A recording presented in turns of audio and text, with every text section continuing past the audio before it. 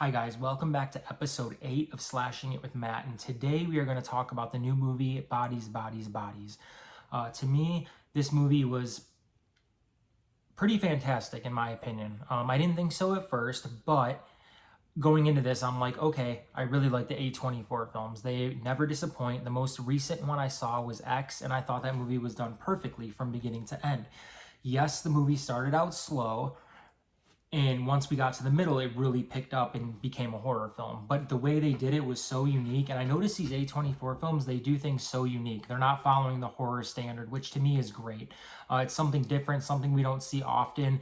And the directors that are picked to do these films, in my opinion, they kind of follow like this guideline that I see these A24 films doing. They're just so different. It's not your typical slasher film, which I love slashers. They're my favorite. And it's like they're not following this certain agenda that all these other films do. And I think that that's so unique, so different, and that's what I love about them. But anyway, so this movie, Bodies, Bodies, Bodies, starts out, I'd say the first 20 minutes, okay? It starts out, I'm really not into it that much, okay? But I'm like, it's an A24 film, it's a slasher film, I'm gonna give it a shot. So probably within the half-hour mark, this movie really starts picking up. It has you start guessing on these characters. There's a group of friends. You could tell, like, from the story, it tells you they've been friends for a while, right? Some of them estranged, some of them not. And that basically goes into kind of like in what I see of the movie, like a kind of a betrayal story, and kind of points out everyone's flaws. Well, so that's going on throughout the film. People start dying periodically. You start asking yourself, who's the killer?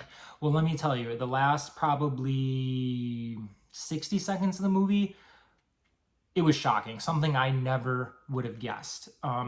You're asking yourself these questions throughout the movie. You think you have it figured out, but you realize in these last moments, you do not have it figured out. It's something completely different, something I really haven't seen before, and I really like what they did with the film. So at this point, I'm going to kind of get into spoiler territory. So if someone hasn't seen the movie yet, now would be the time to shut this off. So getting into spoilers, okay? We get our first victim of this movie, okay? They're playing the game Bodies, Bodies, Bodies, right? Where basically you pick a killer and you pick all of the victims, okay? So within, I'd say, 10 minutes of that going on, we get our first real life victim, okay? And it's the character of David, played by Pete Davidson. The lights go out. Everyone's walking around. The storm's going on. As you know, it's a hurricane. These guys are throwing a hurricane party in the middle of a storm. He starts banging on the window. And then we get our other characters that find him with his throat slit, okay? They try to make sure he's okay. He's not. He's dead. At that point, everyone's suspicious of each other. They're trying to get out of the house. They're trying to figure out who did it. Like, there's so much blame on each other. So many, like, past situations come up. So many questions. Do you know this person? Do you know that person? And basically, everyone's accusing each other. There's so much in this film going on. It kind of really, you kind of, so like what happened to me is I got out of reality. I'm in this movie now. I'm trying to figure out who this killer is. It's like I'm in the movie. It's like I don't trust anyone in this film, okay? And they play on that so well. Like the wow factor is there throughout this movie, okay? People start dying off. Some of it you see, some of it you don't, and the accusations are being thrown at everyone like crazy, okay? Shortly after David's death, you have this guy, Greg, who isn't really well known.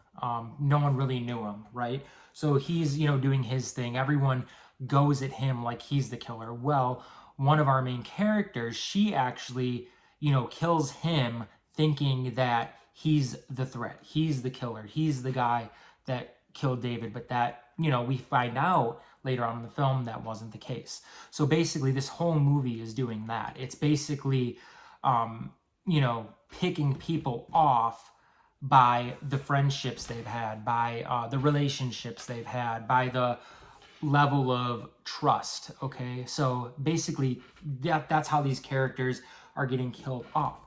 Just to find out at the end, okay, we have two main survivors, okay? I'm not gonna really, get into too much, but I kind of wanted to make this basically just a short review. I don't want to, get into too much detail, but basically we have our two survivors, okay? One of them is accused of a certain something, okay? So we have that final, I'd say third act where they're kind of going at each other, okay? And they're, she's trying to get basically her to admit something that we actually never found out if she did. But basically, what happens is they get a hold of David's phone, right? Okay, they watch a video he posted. Okay, and this is after everybody's dead. Okay, we have two characters left, and they watch a video he posted, and it's basically him trying to reenact something that the character Greg did, who you could tell throughout the movie he was very jealous of. So he kind of, I guess, wanted to live up to something cool he did because he felt, I guess, underappreciated compared to Greg.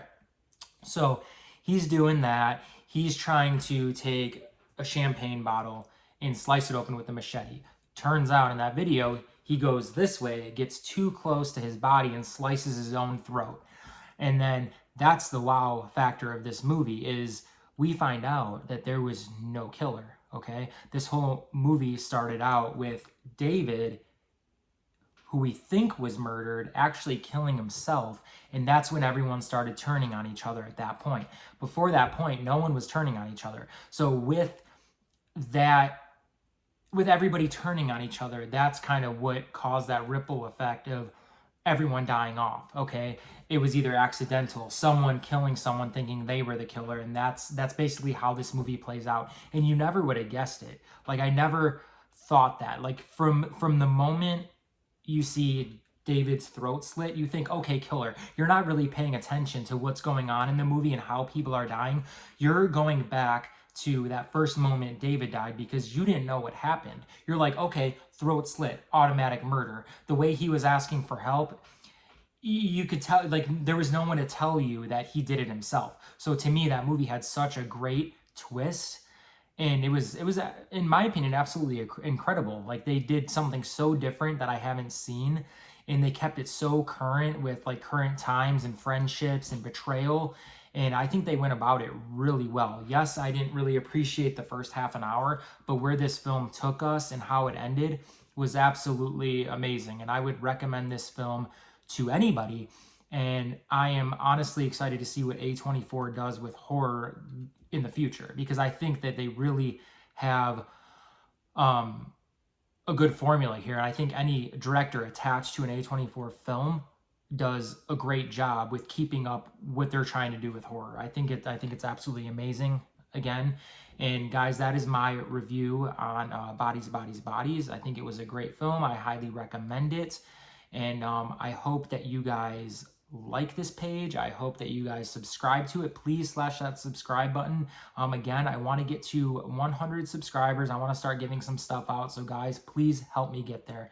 And I will see you guys on episode 9. Have a great night.